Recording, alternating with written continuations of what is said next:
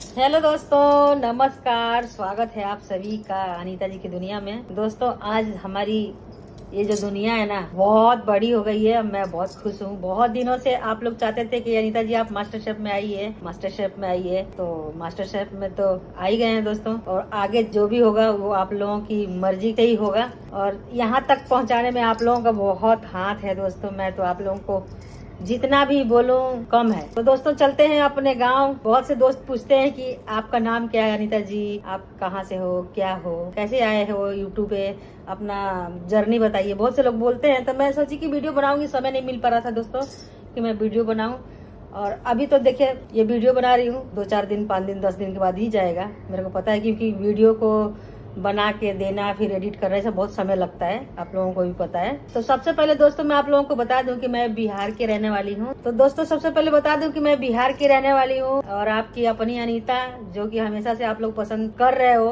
तो 8-10 साल से पसंद कर रहे हो आप लोग, लेकिन इसके पहले का स्ट्रगल बहुत ही संघर्ष भरा रहा है, और आज भी संघर्ष ही है। तो दोस्तों, मैं बिहार की हूँ, मेरा नाम अनीता है, और मैं हाउस वाइफ हूँ। आप लोगों को तो पता ही है, नहीं पता है तो मैं बता देती हूँ। तो हमारा जर्नी स्टार्ट हो जाता है हमारा शादी के समय से ही दोस्तों। और हमारा बचपन का कहानी तो आप लोग स्टोरी वाला चैनल पे सुने हैं। तो जब हमारा शादी हुआ था ना, तो हम अपने ससुराल में थे। लाला जी ढाबा चलाते थे। लाला जी दिल्ली में रहते थे, मैं अपने ससुराल में रहती थी। तो उस समय का बात है।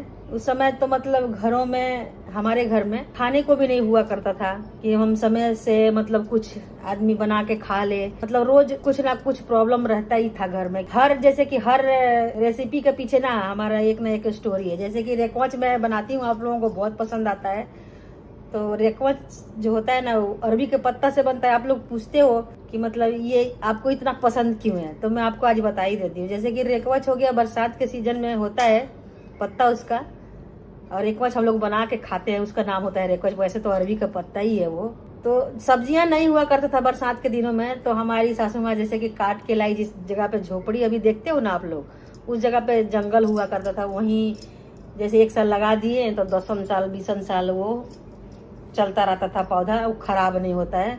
उसमें से हर साल बरसात में पत्ता दे देता। तो उस पत्ता को ना हमारी सासू माँ काट के, और हमारी बड़ी अम्मा है एक तो, बड़की माई बोलते हैं हम उनको, उनको दिया करती थी। उस टाइम हमारी सास घर ही में रहती थी, खेतों में जाती थी, घर में रहती थी, इधर उधर गाँव में नहीं जाती थी। जैसे तो हमारी बड़ी सास है ना, वो बेच के लाती थी पत्ता को। उस पत्ता को जब बेच के लाएगी ना, तो उसमें से मतलब मिलेगा कोई, जैसे कोई गेहूं से ले लिया, कोई मक्का से ले लिया, कोई चावल से ले लिया। चावल है तो चावल जितना उतना पत्ता, और मड़ुआ है और मसूरिया है तो उसका 2 गुना, जौ है उसका 2 गुना, मक्का है उसका 2 गुना। ऐसा मतलब बेच के लेके आएंगी पत्ता को, फिर धो बीन के, कभी कभी तो बिना धोए ही चक्की में दे दिया जाता था। उसके बाद पीस के जब आता था, उसी का रोटी हम लोग बनाते थे, और वही रेकवच का पत्ता का सब्जी। मतलब पूरा बरसात में ना, नहीं हो तो मतलब 30 दिन का महीना होता है ना, तो 15 दिन तो मेरे घर में बनता ही बनता था। 15 दिन में कोई सब्जी अगर खेतों में है तो बन गया, नहीं तो हमारे ससुर जी कुछ लेके आए कहीं से इंतजाम करके, तो मतलब ऐसा होता था। ये बहुत लंबी चौड़ी कहानी है। तो मैं यही बताना चाहती हूँ कि लाला जी रहते थे दिल्ली।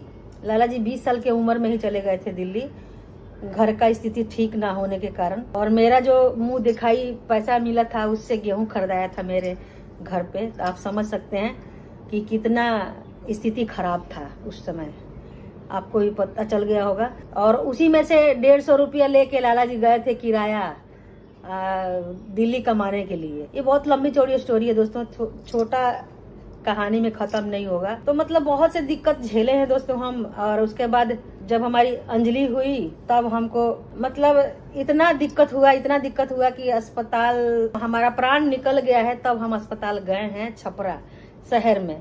और नहीं तो मतलब अक्सर पहले के टाइम में जब भी जो कोई भी लेडीज प्रेग्नेंट रहती थी, उनका जो डिलीवरी घर ही पे होता था। और हमारी सास खुद करवाती थी दूसरों का डिलीवरी भी। तो जैसे कि डॉक्टर बोले थे, 1-2 बार चेकअप हुआ था, जो हमारा एकमा शहर है वहाँ पे, तो बोले थे कि इनको जो डिलीवरी के वक्त लेके आना पड़ेगा अस्पताल, लेके आइएगा। तो हमारी सास बोली थी कि नहीं, ऐसा थोड़ा ना होता है, हम तो कितने लोगों का डिलीवरी कराते हैं, और हमारी खुद की लड़की का हो रहा है, तो मैं ये घर ही पे हो जाएगा।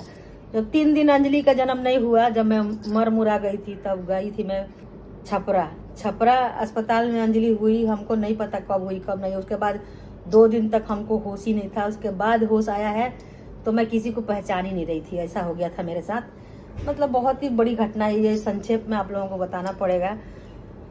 तो उसके बाद जैसे कि डॉक्टर मतलब कहते हैं ना कि मतलब कि ऑपरेशन करने से पहले, कि ऑपरेशन होना उस टाइम बहुत बड़ी बात थी। ऑपरेशन जिस लेडीज का हो गया उसको मतलब लोग इतना डरा देते थे, इतना घबरा देते थे, चाहे खुद भी घबरा जाते थे कि अब इसका जिंदगी बर्बाद हो गया। आज के टाइम पे ऑपरेशन इजीली हो गया है, मतलब कोई भी किसी का भी हो जा रहा था लोग घबरा नहीं रहा, लेकिन उस समय हमारे समय में बहुत बड़ी बात थी। पूरा गांव में हल्ला मच गया कि इनकी बहू का ऑपरेशन हुआ है, अब भगवान जाने ये कैसे रहेगी। क्योंकि खेतों में काम करना पड़ता है हर लेडीज को गांव में, और जिसका ऑपरेशन हो जाता है वो बड़ा बड़ा बोझा भारी वजन नहीं उठा सकता। मतलब वो जिंदगी भर के लिए मान लीजिए ना कि थोड़ा अलग ही इंसान बन जाता है, कष्ट पहुंचता है इंसान को। और हमारे यहाँ गांव में जैसे बड़े बड़े सर पे बोझा लेके औरतें चलती हैं अपना खेतों से, वो सब मैं कर नहीं पाती। मतलब कहने के मतलब जो हमारे गांव के लोग थे वो हमारा भला ही सोच रहे थे, ऐसा उनका मानना था।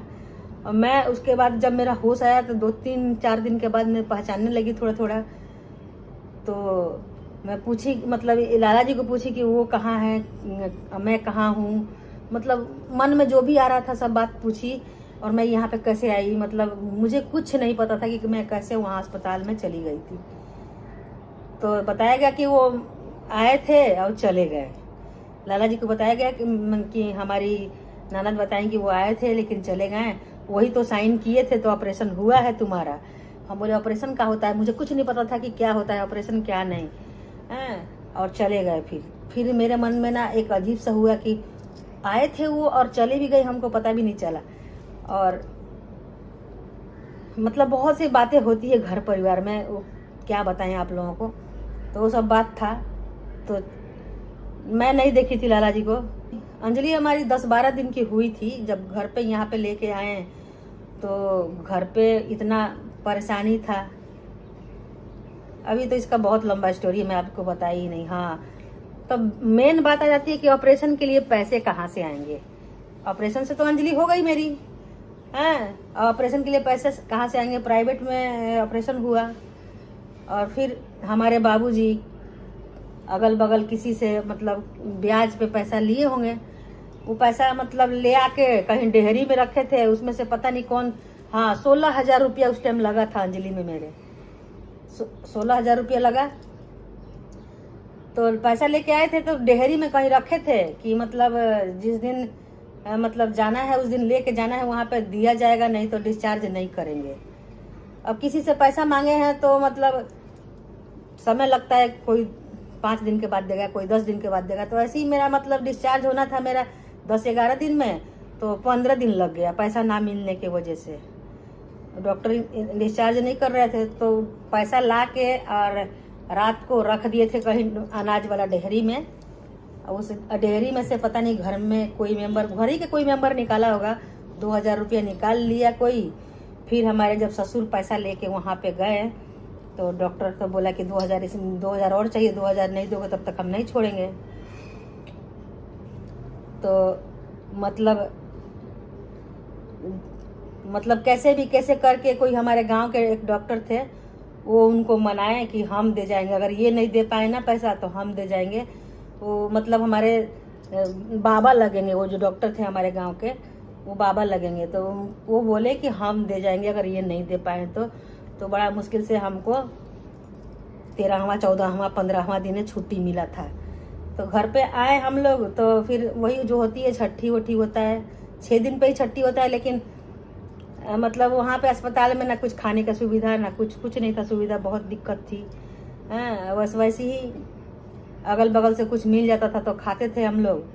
हमारे साथ हमारी सास चाहे हमारी ननद रहती थी, ऐसी हो रहा था। और दवाइयाँ जो, अब ऑपरेशन हुआ है तो दवाइयाँ जो चल रहा था वो तो चल ही रहा था। तो बड़ा मुसीबत से जब हम लोग घर आ गए तो हमारी सासू माँ छठियार की, अंजलि का छठियार की। तो छठियार में मतलब हमारे यहाँ बोला जाता है कि मतलब बच्चे को नया कपड़ा नहीं पहनाया जाता, तो पुराना कपड़ा किसी से मांग के लाई, छोटा बच्चा का तो एक कपड़ा मांग के लाई थी, वही कपड़ा अंजलि को पहनाया गया छठियार के दिन। और उसके बाद में पुराना ही कपड़ा था वो मांग के लाया गया, फिर डाढ़ा किसी से मांग के लाया गया, डाढ़ा पहनाया गया। उसके बाद में 10-15 दिन की 15 दिन की अंजलि थी और 10-12 दिन में मतलब आए हुए हुआ था घर पे, मुश्किल से 20-25 दिन की अंजलि हुई होगी।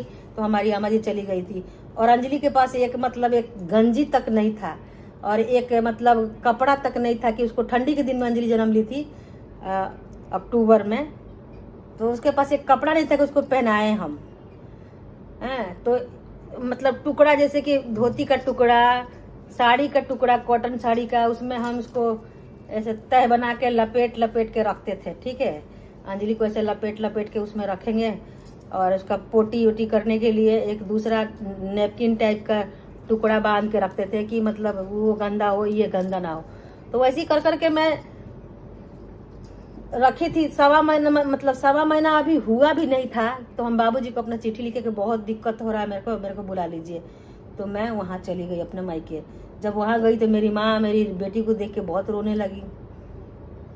रोने लगी कि मतलब एक लड़की हुई, इतना मुसीबत से, इतना दिक्कत से भगवान दिए, इसको एक ठो कपड़ा नहीं है। बहुत रोई गाई। और उसके बाद उस टाइम हमारी मम्मी का भी हालात ठीक नहीं था, लेकिन जैसे शाम हुआ ना, गई बाजार, पता नहीं 15 रुपया 20 रुपया का कपड़ा मिलता था छोटा छोटा, कम दाम वाला फ्रॉक खरीद के 2-3 ठो लाई और उसी को फिर पहनाने लगी। और मेरा भी हालत कुछ ऐसे था, मैं दिखाऊंगी अपना पहले का फोटो वगैरह। तो बहुत मुसीबत के बाद मतलब 2 साल में रही हूँ वहाँ पे मायके में।